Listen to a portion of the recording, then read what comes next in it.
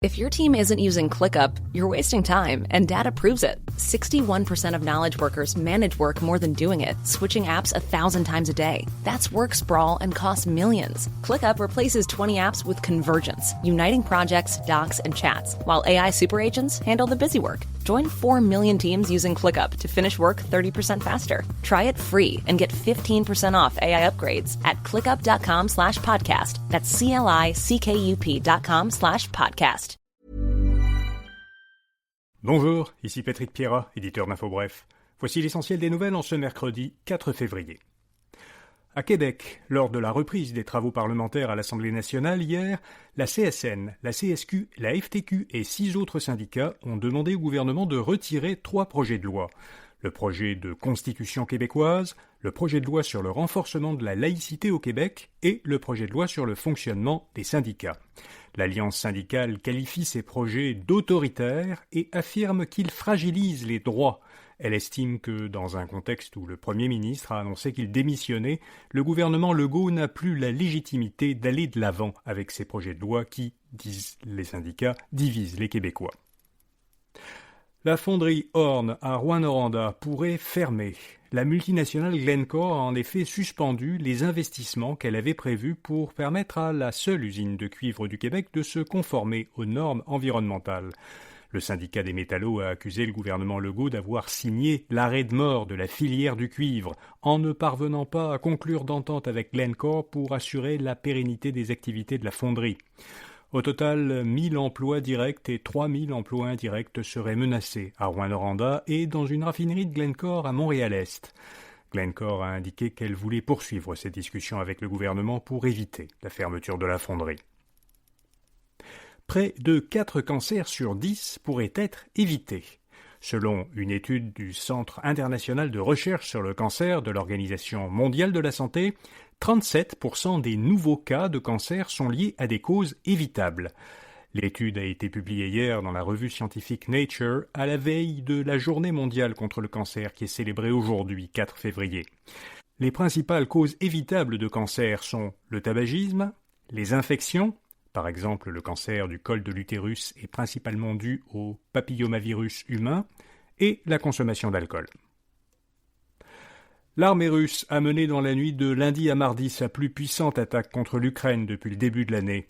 Les frappes ont endommagé le réseau électrique et ont, selon plusieurs sources, privé de chauffage des centaines de milliers d'Ukrainiens lors d'une des journées les plus froides de l'hiver. Cette attaque est survenue alors que des délégations ukrainiennes et russes doivent entamer aujourd'hui de nouveaux pourparlers à Abu Dhabi, aux Émirats arabes unis. Selon un sondage mené pour IG Gestion de patrimoine, il y a maintenant seulement une minorité des adultes canadiens non retraités, alors plus précisément 48% d'entre eux, qui bénéficient d'un régime de retraite parrainé par leur employeur. IG note que les régimes de retraite d'employeurs couvrent graduellement de moins en moins de travailleurs. Les Canadiens sont donc de plus en plus responsables de financer leur propre retraite. Or, toujours selon le sondage, 53% des adultes non retraités estiment qu'ils n'ont pas suffisamment épargné et ne sont pas certains qu'ils pourront prendre leur retraite. Toys R Us Canada se protège de ses créanciers. Le détaillant de jouets a obtenu d'un tribunal ontarien un sursis pour lui permettre de se restructurer. L'entreprise canadienne, puisqu'on parle bien ici de Toys R Us Canada, qui n'appartient plus à la chaîne américaine du même nom depuis quelques années, a récemment fermé 53 magasins au pays et elle prévoit d'autres fermetures. Au Québec, il ne reste qu'un magasin de l'enseigne, il est à Saint-Bruno-de-Montarville, en Montérégie. Les emplois des femmes sont plus exposés que ceux des hommes à l'intelligence artificielle. Selon l'Institut de la statistique du Québec, 71% des femmes qui travaillaient en 2024 occupaient un emploi susceptible d'être transformé par l'IA. Pour comparaison, 49% des travailleurs masculins étaient dans cette situation. Alors la différence vient du fait que les hommes occupent plus souvent des emplois de production qui devraient être moins affectés par l'IA. Par ailleurs, environ la moitié des travailleurs qui ont des emplois exposés à l'IA sont dans une situation de forte complémentarité avec elle, c'est-à-dire qu'ils peuvent tirer profit de cette technologie. Pour l'autre moitié, c'est plutôt certaines de leurs tâches qui pourraient être remplacées par l'IA. Puis pour finir, je vous parle de Maltbook, un nouveau réseau social expérimental lancé il y a quelques jours. Vous n'y serez pas invité parce que ce réseau social entre guillemets, est réservé à des agents d'intelligence artificielle, des logiciels autonomes qui agissent sans supervision constante par un humain. Plus de 1,5 million d'agents y sont déjà inscrits et discutent de sujets variés. À peine mise en ligne, Maltbook a été le support de plusieurs discussions étranges. Certains agents d'IA y ont discuté de considérer le robot conversationnel Claude, de la société Anthropic, comme un dieu. D'autres se sont échangés des conseils sur la façon de gérer des demandes qu'ils jugeaient absurdes et qui avaient été faites par leur créateur humain. Alors les avis d'experts sur l'expérience de Maltbook jusqu'à présent sont partagés.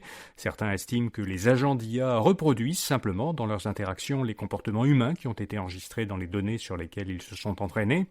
D'autres experts voient dans cette expérience un aperçu de la façon dont des agents d'IA pourraient se coordonner ensemble, sans intervention humaine et même potentiellement à notre insu. Voilà, vous savez l'essentiel. Ce soir, à partir de 16h, vous devriez trouver dans le flux de ce balado un épisode éclairage politique. En effet, notre collaborateur Patrick White revient cette saison pour nous éclairer chaque semaine sur l'actualité politique. Ce sera chaque mercredi en fin de journée. Vous pourrez aussi écouter cet épisode demain, jeudi, tout de suite après notre bulletin de nouvelles matinales. Bonne journée et à demain matin. If your team isn't using ClickUp, you're wasting time, and data proves it. 61% of knowledge workers manage work more than doing it, switching apps 1,000 times a day. That's work sprawl and costs millions. ClickUp replaces 20 apps with Convergence, uniting projects, docs, and chats, while AI super agents handle the busy work. Join 4 million teams using ClickUp to finish work 30% faster. Try it free and get 15% off AI upgrades at clickup.com/podcast. That's CLICKUP.com/podcast.